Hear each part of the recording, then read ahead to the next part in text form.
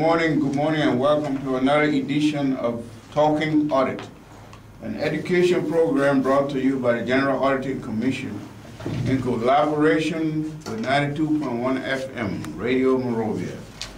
Today we're going to be talking about our revenue unit, government revenue unit, and the public debt units. I have with me today in the studio Mr. Richard Colley, who is the manager of the revenue unit at the General Auditing Commission, and Mr. George Harmon, manager for public debt at GAC. Gentlemen, welcome. Thank you. Also with me in studio, I have media operation manager, Ms. Jacqueline Cheeks, senior analyst, Mr. Clark, D. Edwin Clark, senior analyst, Mr. Duana Sese, and our recording technician, Ronald Campbell. Thank you. Now, Mr. Colley, Yes, sir. we'd like to begin with you. Can you introduce yourself and briefly describe your department and its activities? First and foremost, I'm Richard Colley, the manager for revenue unit at the General Auditing Commission. Our position I've occupied for more than 2 years now, and I think substantially I know some functionaries when it comes to revenue collection. My objective or term of reference is simple. We make sure that government revenue are collected and lodged into the appropriate accounts and at the consolidated account in the central bank. And more interestingly, they should be done by law, because it is by law we audit. We don't audit off head. We do it according to law and the revenue code, so to speak. So once more, I'm Richard Colley from the Revenue Department. Thank you, Mr. Colley. Mr. Harmon, briefly discuss what you do. Okay, I'm George, wherever we can say your Harmon, from the unit of public debt. I served in that unit for the past 5 years. Our public debt is a specialized audit area which has been prioritized by the international community.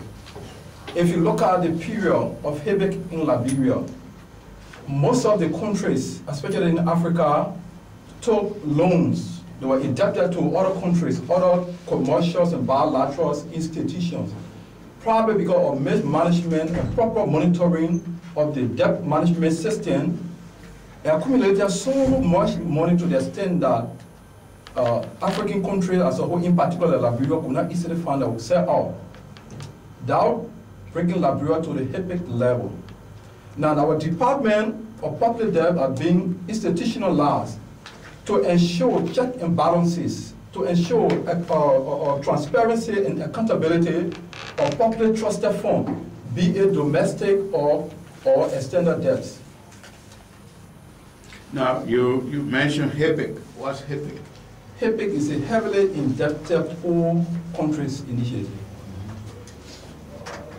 So heavily indebted poor country. I mean, is that I know to be indebted to someone is not a good thing, but what's the implication of that for any country? Yeah, a country that is in a HEBIC position, thank God Liberia is out of the HEBIC, but a country that is in a HEBIC condition, normally it have impediment on your economic growth.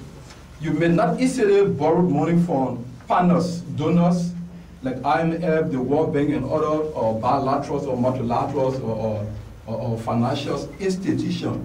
Thereby, it slows down your developmental growth activity of your country's own progress and programs. Now, in your era of public debt, I show you deal with vouchers being presented by vendors and stuff like that. Now, what is a voucher procedure, and how long should it take for the government to pay its bill? First, let's look at, I don't want to dwell long into the voucher procedure because we don't prepare voucher. What we do, we examine the vouchers are given onto us. Yeah. But if we're talking about debts, we have two types of debt. We have the external and we have the domestic. For now, we deal with the domestic. On the domestic side, we had two types. We had the claims on salary, where after 15 days, automatically the government is entitled to the employees on it to mean that's another liability. Then we have the other liability issues that have to do with institutions or individuals, like commercial banking institutions where government borrow from and government need to pay. And the period within after 90 days, it automatically becomes a debt burden for the government.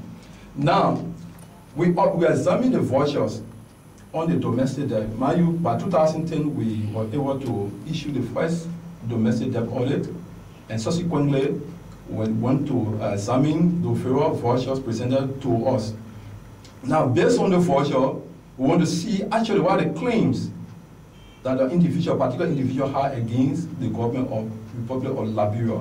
That our criteria said, before you audit, let me backtrack some more, before you go through the audit of public debt, you must understand that public debt have to do with laws, rules, and regulations. There will be a set of laws covering the procedures and how debt are incurred and what's the process of writing off those debts. So when we ask you for your voucher, we're going to ask you for all supporting documents. John Brown is in debt with the Republic of Liberia. How did John Brown incur, or how did Liberia incur the debt from John Brown?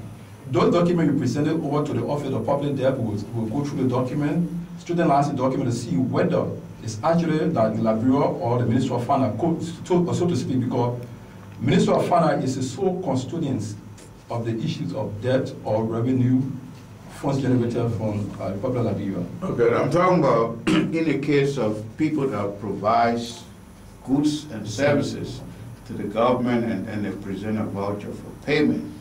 Now, if I did provide goods and services to government and I present my voucher for payment, how long will it take, or how long should it take? Is there a law that says the government has to pay, say, like in 90 days, and if not, then that voucher begins to bear interest for me? Yeah, gradually, it's not to this period, but after which, you know, when you owe somebody, gradually after the period of time, interest rate will continue to go in. Now, we come here as an auditor. What we came to do is to verify the process of the indebtedness, you know, our indebtedness to you as a vendor before a payment is made. Mind you, because of the crisis in Liberia, many people found a way in duping the system.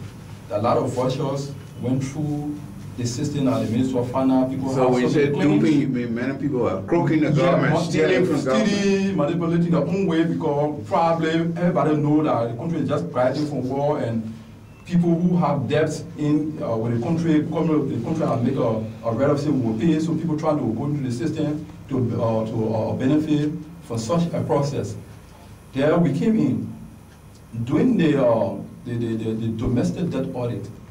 We go through the system and we verify that even some of the payment that were done on a dubious mean that Liberia even lost some of the money, because some vouchers that were presented to us, you will understand that one voucher marked for company A. After the payment is done for company A, the same code number you see, another time you see that same voucher, maybe they use correction fluid on it, you go, you send it in again another way. And so that's the main reason why the GSC need to be very proactive within the audit. You see, the issue of public debt, if you go into the audit of public debt, we have two stages. We have the pre-audit and the post-audit.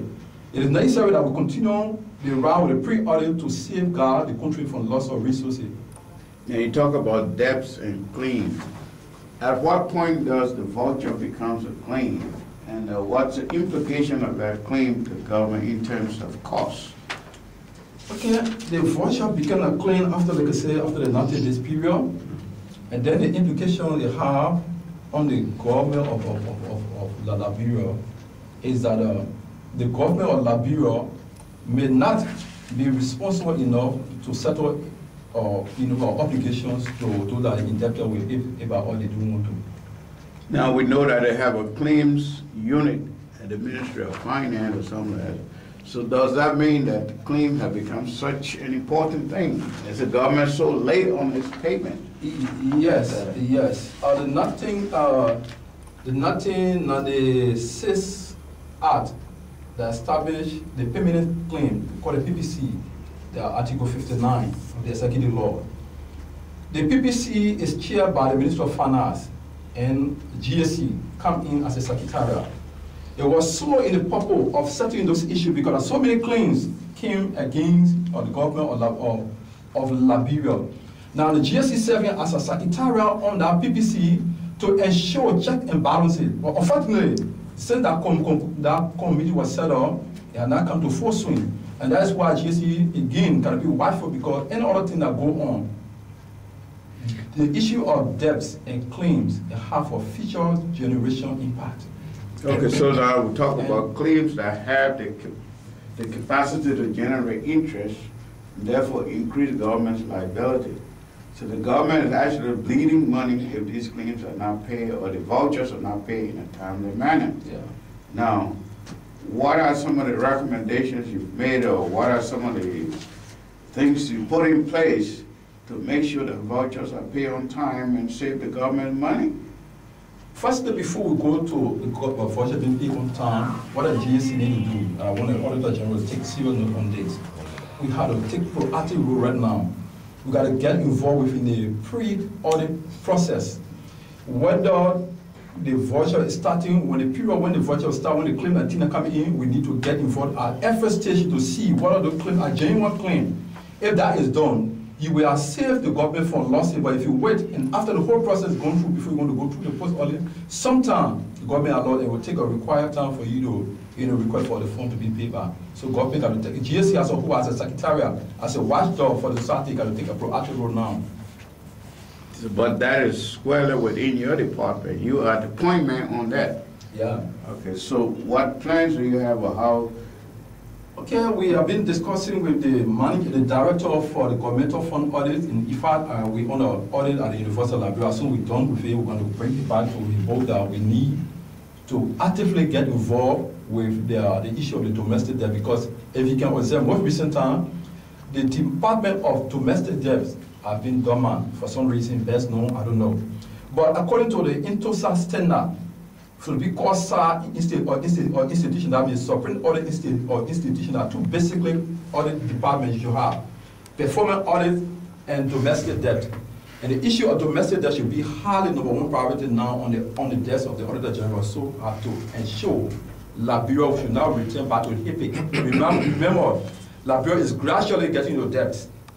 How the debts are generated by now, we should know. We should be checking, and we can periodically report to the national legislature. The Auditor General had a sole prerogative to advise the national legislature on the debt burden or the debt portfolio of the Republic of Liberia. So that's it. After that, we're all going to sit down with the director for governmental funds and the Auditor General if possible, so we all can get together now to see how well the issue of the Payment Claims Commission can be full swing, wherein the secretarial role can be placed strictly and solely by the General Audit Commission. Okay, we have a follow-up question from. Yes, Mr. Hammond, since the completion of the HIPIC audit that assisted Liberia greatly, I believe that took place in 2010, if I'm not mistaken. What have been the benefits so far to the government of Liberia in terms of assessment from the GSC standpoint, with emphasis from your unit, the public debt unit? I think at the end of the HIPIC completion, now Liberia is now having the benefit to go back to have another loan on agreement of credit. But you stated just on that Liberia is gradually crediting, getting involved into debts again. Because of the benefit, you need to clarify. The question, what was the benefit if you conducted an audit, and in that audit you provide a series of recommendations that X, Y, Z should not be done? But in your expose, you say that Liberia is gradually returning to getting to receiving in debt. So what was it? What I'm saying, Liberia is gradually going to, the country budget is by and large supported through by means of debt, domestic debt from bilaterals and multilateral institutions. The good thing about the HIPIC was able to clear our debt volume that we had, our liquid oil that we couldn't have ample opportunity to go and credit in. But since the HIPIC completions and we have done that stage, we now have the opportunity to go back and credit. That's why I'm saying Liberia is now crediting. All the projects you see around road constructions, agriculture, work and other things, there's the money that Liberia is getting involved in crediting. Now there you are coming now as a secretariat to do the check and balances and report adequately to the Liberian people through the Now, national you legislation. said that the GEC formed part of that secretariat. Yeah. And you talk about the GEC being very proactive to ensuring that Liberia does not return to its former status quo, right? So now, what are you doing as a Department of Public Debt Management at GEC to be very much proactive instead of you going there to conduct post audit? Firstly, let me correct this first. Yeah. The Permanent Claim Commission have been set up and not being in full swing. But yeah, The GSC as a whole, Mm. when the Claim Commission meets of the debt management committee meet, GSC is not ready part. This is why the Auditor General got to get involved to see what is the hold on why. I mean, the Claim Commission comprises of Minister of Finance, Minister of Justice, Minister of Internal Affairs, Public Works, and the GSC. As in such operations, when they are meeting, GSC have not been. If GSC is going to be on the end of the meeting, the department. What was GSC informed or invited? It have been established, but are not being fully in swim. You know, you said when they meet, GSC is not a part. I mean, why is that?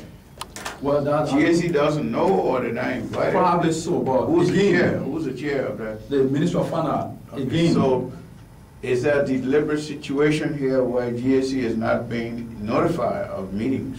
Well, I cannot say so because I don't know. That should be taken over to the higher. Probably since the AG took over, they are not being adequately briefed according to the functions and the rudiment of the permanent claim as regards to the domestic debt, or the public debt unit. Yeah, because what we're talking about is very, very important. You're talking about government increasing its debt. Oh, yes. Now, the HIPIC situation you talk about were heavily indebted, and basically what happened was the people who we owed had to forgive the debt. Yeah. And now we're starting to get new debt.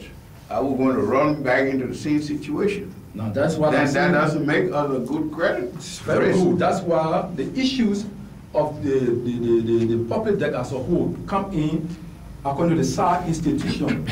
Because our African countries, third world countries, always find ourselves in the kind of financial crisis. And the best way to manage the financial crisis is to ensure that an audit institution is proactive in every stages of the financial management activities. That is why I'm saying right after the process, we have to meet with the director for the governmental fund audit and the auditor general to sit with them on the table to discuss the full details about public debt, so you can see the reason that we be proactive. Actually, since the AG took over, the issue of public debt is one way the other is dormant for now. So, with the exception of the HIPIC audit, have you been able to conduct domestic audit? Yes, we did domestic audit 2010. In fact, personally, we were on the domestic audit when the audit when the president AG took over. For some reason, we temporarily suspended that or found a ministry requested a file. And we talked to the director for governmental funds, which will be initiating that audit. Like I said, right after the university audit, but hopefully by next month we will get involved with the domestic audit. Thank you. Okay, we'll have another follow-up question, and then we'll take our first break from Mr. Sisi. Okay, Mr. George, thank you for your deliberation. I seem to be very prepared to discuss the issue this morning, and I must admit that you are addressing the issue adequately. My concern has to do with, you talk about public debt audit, and this issue that got to do with the HIPIC audit, and took place in 2010. What was your department role? Because I understand that you served as auditor in a department at that time. What was the specific role played by the public debt department in making sure that the HIPIC audit was successful? Basically, public debt was organized 2009 April, and was some of the criteria set by the international community to look at your own debt portfolio. Is that you should audit your domestic debt and your extended debt. KPMG was firstly contracted, and they came to look at the domestic debt. They had their own scope limitation. By and large, when GSC got involved, we audited the domestic debt, we ran an opinion. Then at the same time, we went back to the commercial debt which of course we also audited, and they came up with an opinion. That helped the process go to where we are now. Okay, just hold on to that point. We'll come back to you. We'll go on our first break, and we'll come back. We'll continue the discussion. Thank you. Welcome back to our listening audience. This is Talking Audit, an education program brought to you by the General Auditing Commission in collaboration with Radio Monrovia 92.1 FM. And we just want to let you know that later in the program today we'll begin to open our phone line in order to get public participation in the discussion. And the number here is 9210 at Radio FM. By way of a couple of announcements, the GAC has opened a tip line that will be effective this Monday. And that number is 07777-8144. 07777-8144. That's a tip line to call the GAC if you think there's something in your neck of the woods that the GAC should be looking at or should be concerned about. And we would like to remind you also that giving us a tip is a valuable public service. Now we'll continue our discussion, and we had a follow-up question to Mr. Harmon. Jackie? Mr. Harmon, you talk about some vouchers being reused. You recognize that during your audit. What are some of the recommendations you made to prevent that from happening? We recommended that those vouchers should not be paid, and who were put on those vouchers.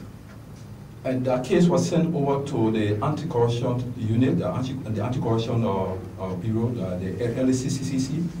And LCCC started their own recommendation. LCCC started their own investigation also.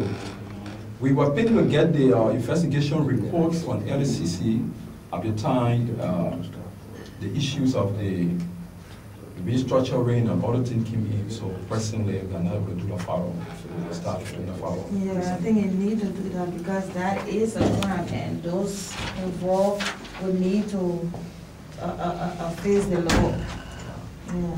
Now, if you make the recommendation, do you do follow-up to make sure those recommendations are carried out, or that's the end of it? No, we make a follow-up, but you know, at some point, the GAC was having its own internal problem as regards to the leadership, the essay of the Auditor General, the acting, the new Auditor General. So in that process, sometimes the bidding has become very turmoil. Nobody knows who is who in the process, so you have to wait and why. So when we do the follow-up with the anti-corruption, in fact, before the Auditor General took over, I led a team and we went to the anti-corruption unit, and we have discussion with the chief of investigation, and the two at the time that the chairperson, Councilor Francis Johnson Morona, upon returning to an official documentation to us, so we start from there.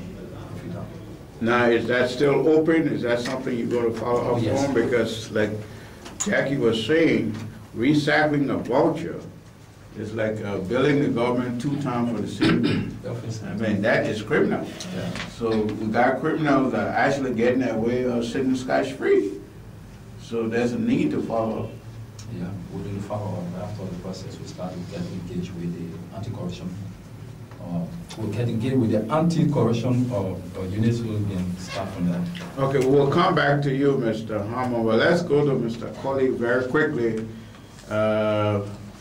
who is in charge of the revenue unit. Now, Mr. Colley, what are some of your revenue streams, sources of revenue to government? Firstly, we look at revenue to be the increase in net worth resulting from transaction. And we have some 3 areas that we really rely on when it comes to collecting revenue.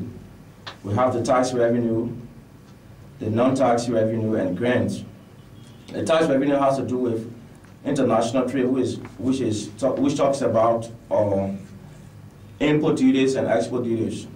And from that, we get the fees paid from customs at the various collectors and so forth.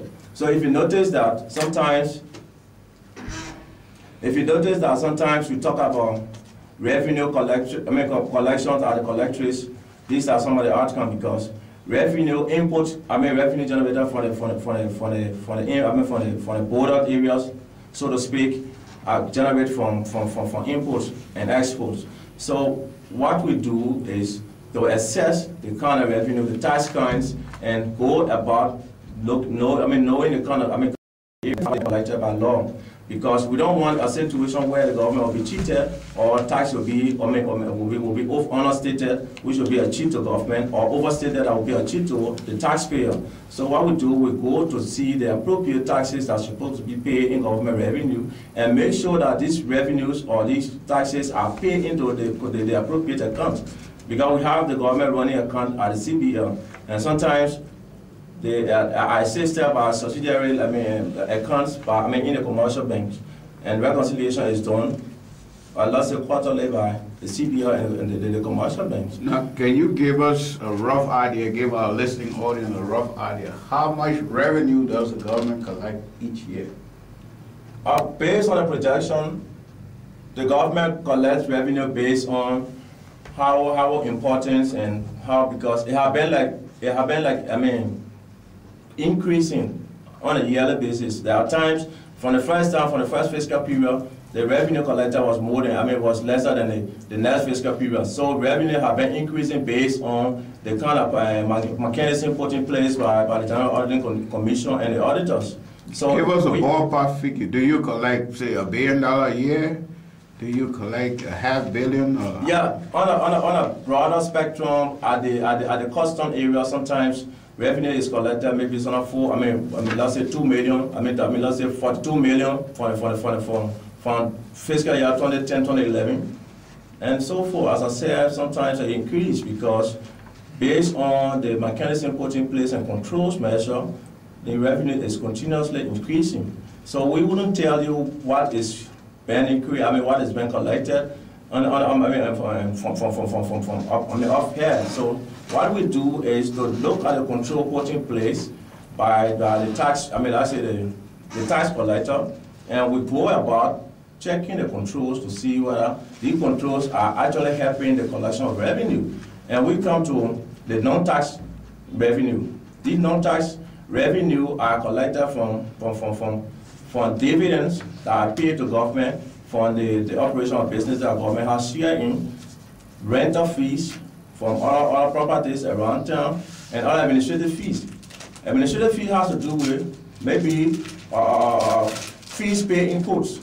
Let's say fee paid by taxi driver, maybe when above the law and he will issue ticket. And those are administrative fees that have been paid to government revenue. And all they want help to increase government revenue. Now the government announces budgets every year. Yeah. Now if you don't know how much you're collecting, I think it's kind of irresponsible to announce a budget, because a budget should be a basis of how much money you have. No, our concern as auditor is to know the procedure going about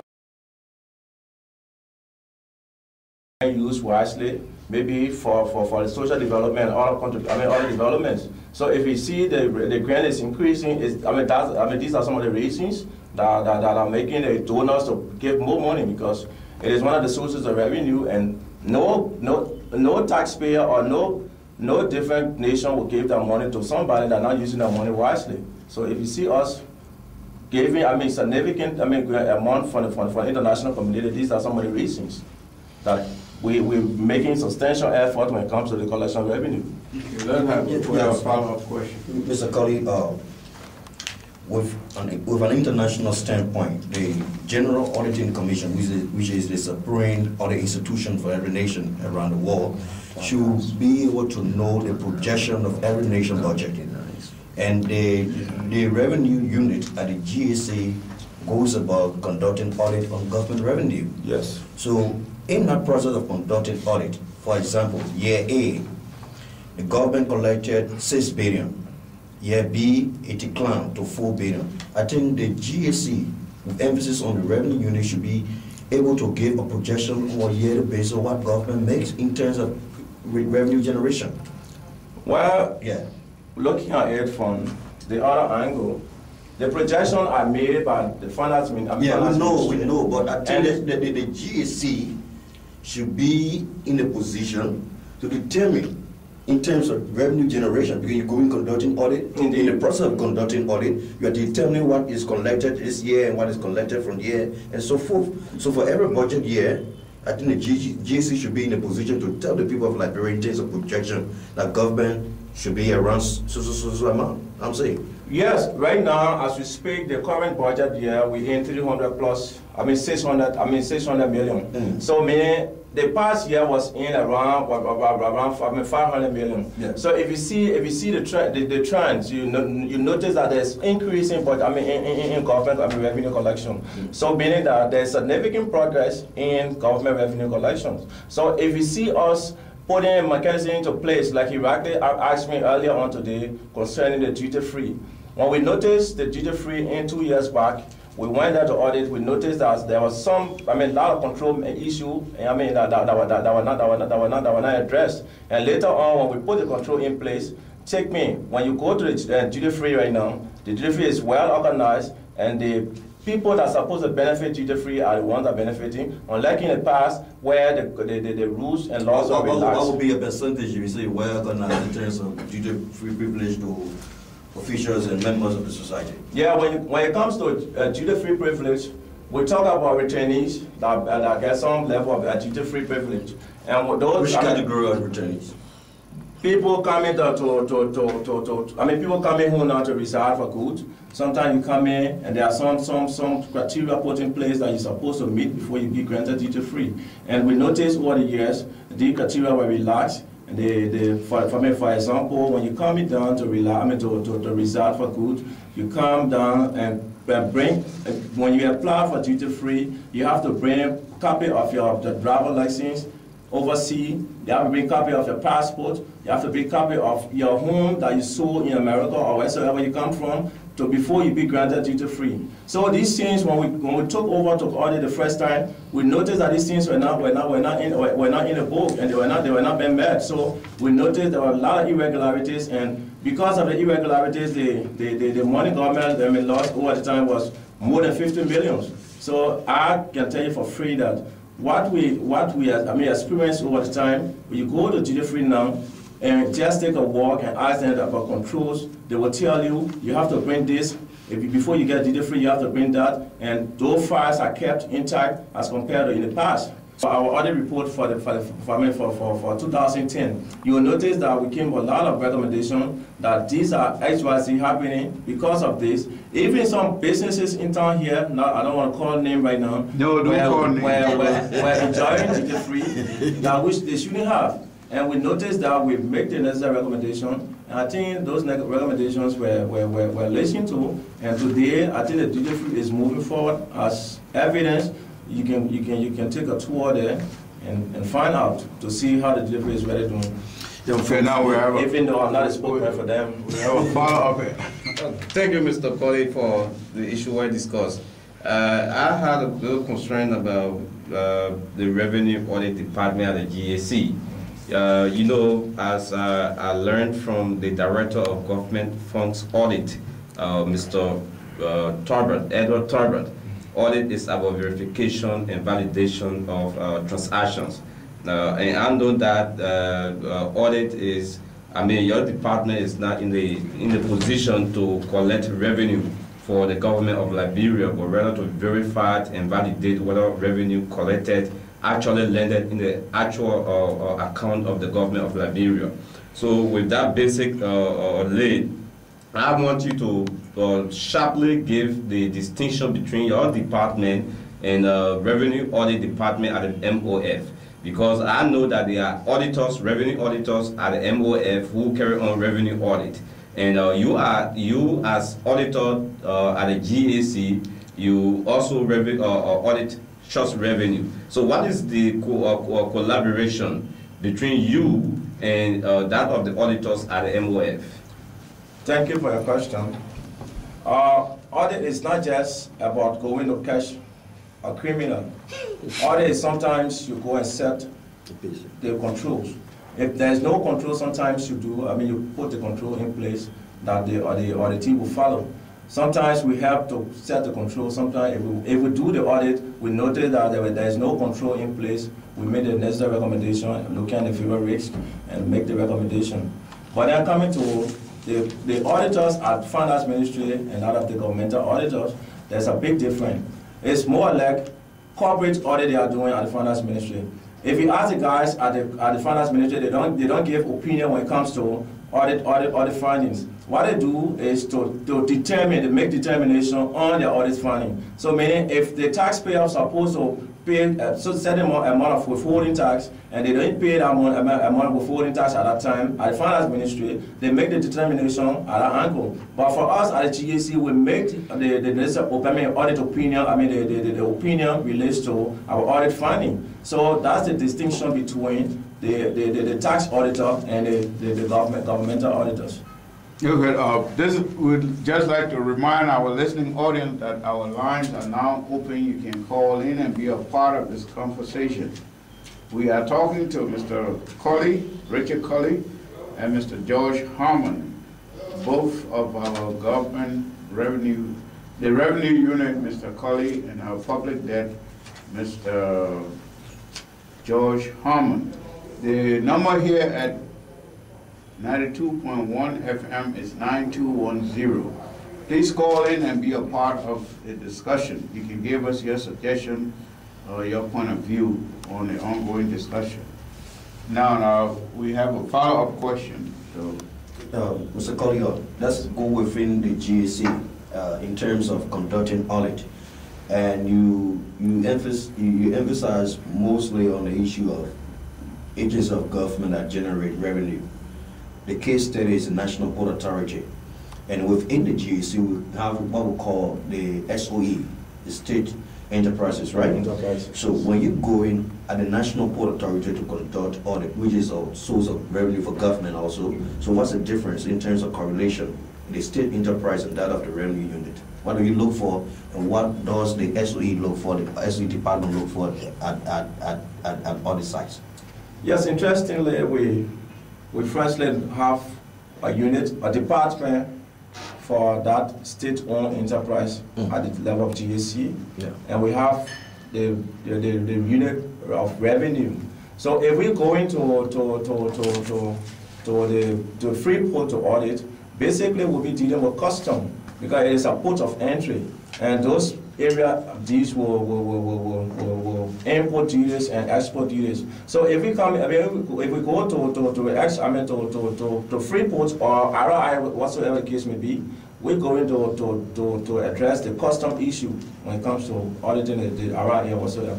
So your emphasis is just the customs section? Yes, custom deals with the revenue collection when it comes to, so because significantly, if you look at the port operation, we notice there is no significant impact within the budget. So we more like sometimes they say they are under construction, meaning they can contribute to the budget and they are doing this, they are doing that. So basically we look at where revenue have been generated to have effect on the national budget. So if we go to free port, we are going directly to custom. We are going to see how custom collects, the articular system, how it works, and we notice that it is just a newly introduced automated system, and that system has to be. Hello, caller. Yes, your name and where are you calling from? Yes, welcome to the program Talking Audit. What's the question? Any concern?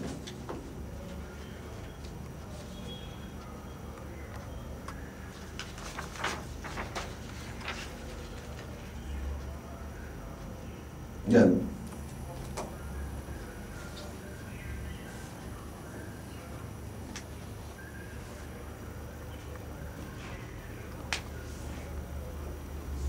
Okay, thank you for your concerns and contribution this morning. What do you make of the show under the auspices of the GAC informing the people of Liberia of the Talking Audit? Hello, Cora? Okay.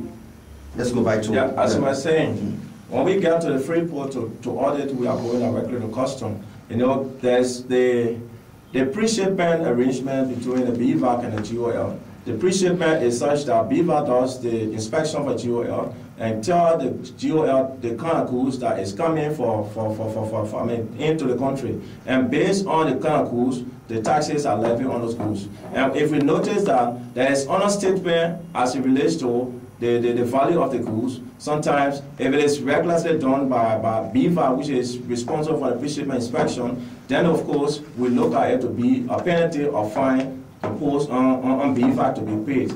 Because we notice some instances when the goods continue to come to the port, it's no longer assessed because Beaver already does the assessment, and it's only come when you pay the needed taxes or the clearing fees, you go for your goods at the end of the day. But we notice significantly sometimes if customs decide that I'm not satisfied with this continuum, maybe if they notice and open it, maybe there's additional goods. For example, if the fees should have been $50 on a continuum, and they notice the additional payment that should have been like $5 excess into the payment. So they would calculate the excess that need to be paid by the taxpayer and ask Beaver why these excesses existed, and you didn't count on something. So if they can give significant justification as to why they didn't include the excesses, then they will pay some fines to government revenue. So if you notice fines and penalties going on a non-tax revenue, these are some of the areas they come from. So these are some of the operation on a custom, so to speak. Okay, we have a follow-up question. Okay, Mr. Colley, I have a concern when it comes to the privileged or duty-free goods by government officials, churches, and others. If a government official has business and he's bringing in a container or so, is he bringing it free? He's not going to pay anything on this container, or is he going to pay a percentage? Because if others are bringing in containers for their businesses and paying a lot of money, I don't see why a government official shouldn't be a role model in that area. Thank you for your question. So to speak, the government official is not exempted. I told you that all it has to do with regulation. We follow laws.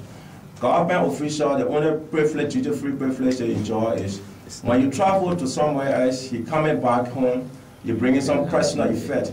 Your personal effect will be checked, and those effects, personal effects, will be considered for duty-free. But when in a case you involve in business, by law you should pay for every penny you bring in for business, and should be paid, not only paid, but paid in government revenue. No. And it should be evidenced by the tax, the relevant tax code and the flat receipt. Okay, and we'd like to remind our listening audience that the lines here are open. We want to get your suggestion, your participation in the discussion. 9210 here at Radio Monrovia, FM 92.1. We are talking to Mr. Richard Colley, the Revenue Unit Manager at the GAC, and Mr. Harmon, Josh Harmon, Public Debt Unit Manager. Now, we've been talking to you about duty-free. I think it's the reason we have a caller on the line. Go ahead, caller. Hello, caller. Hello. We missed the call. Just go ahead, Mr. President. Yeah. We are concerned about the abuse of duty-free privileges by government officials. And, you know, this is actually a criminal act on the part of a government official that's supposed to be a role model. You stated that you've seen some of this.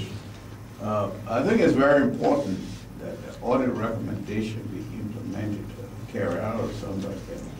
Now, how or what do you do after your recommendation? Is that the end of your involvement? Quite frankly, it is not the end of our involvement. In the past 2 years back or a year back, we had a department responsible for to follow up prior year audit matter. If we make recommendations and those recommendations need to be effective, that department will follow those recommendations and make sure that the audited entity implement those recommendations. But for now, we don't see anything like that. Sometimes what we do is when we make the recommendation, you know, for me as a mayor auditor, we not go to standing behind a tax. I mean, let's say audit. I came to see what my recommendation made over the time, what I have been implemented, and so what we do is to insert our recommendation into the audit finding and present those recommendations within the audit finding to the Auditor General. Okay, but it goes to, I mean. Let's just add quickly here that there's I think a new organ that just been created, the PAC Secretariat. You know, PAC is the unit, the committee in the legislature that received the audit report and supposed to be able to. So now they have a secretariat. We are hoping that the function of that secretariat will help with the implementation of the audit recommendation. Yeah, what we do as auditor, as I said, is to write our audit report, make the necessary recommendation, insert the necessary recommendation as per the race experience. Based on the deviation, we write our audit report and insert the recommendation. And that audit report is presented by the Auditor General to the House of Parliament. So if something is to be followed up at the House of Parliament, it should be instructed by the offices of the Auditor General to instruct an auditor or whosoever the case may be to go and make follow-up.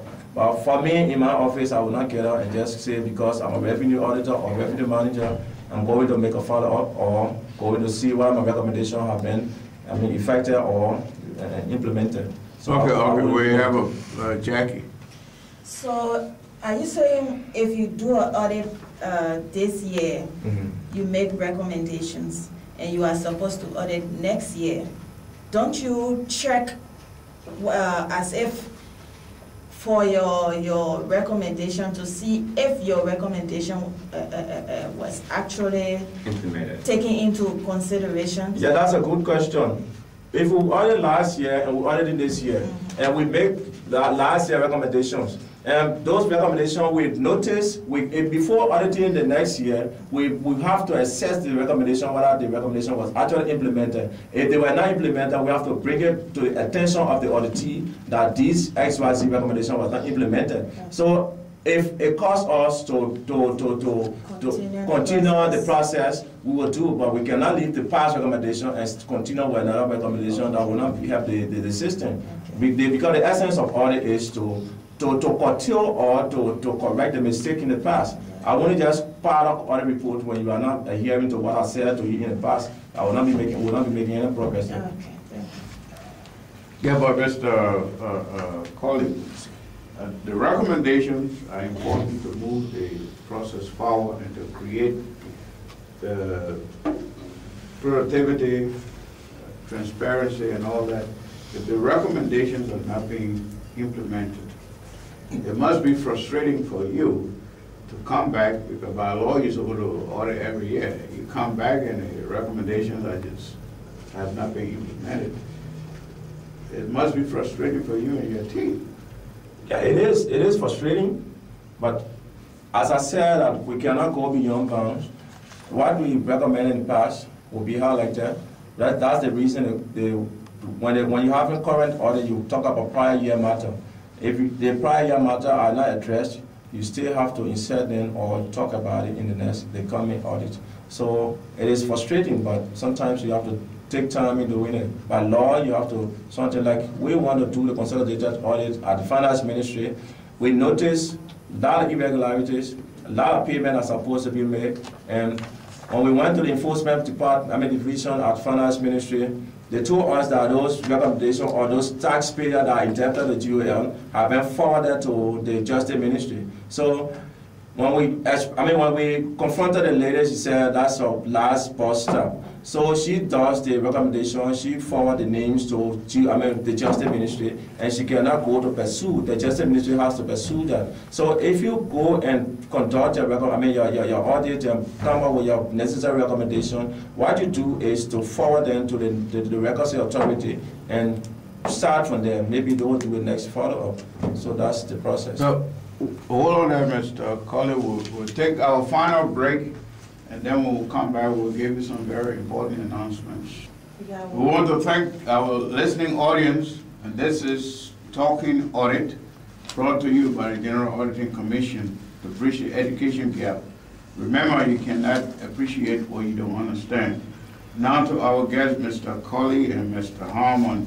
You have 30 seconds to give closing remarks, and we'll begin with Mr. Harmon. 30 seconds. Thank you very much. Again, Supreme Audit Institution recognize the importance of public debt audit because it played a significant role in improving the public debt management and by examining the effectiveness, efficiency, and economy of the public debt operation. It is my hope and aspirations that the Auditor General will get proactively involved in the issue of public debt because, like I said, if we will not really get involved, Liberia again will be running back to the HIPIC. Remember that the debt burden have an impact on future and present generation. Thank you, Mr. Colley. Okay, thank you. My parting remark would be the perception that audit is all about catching criminals and so it's not the case. The fact of the matter, sometimes if we see irregularities in control, we go to help you set to control.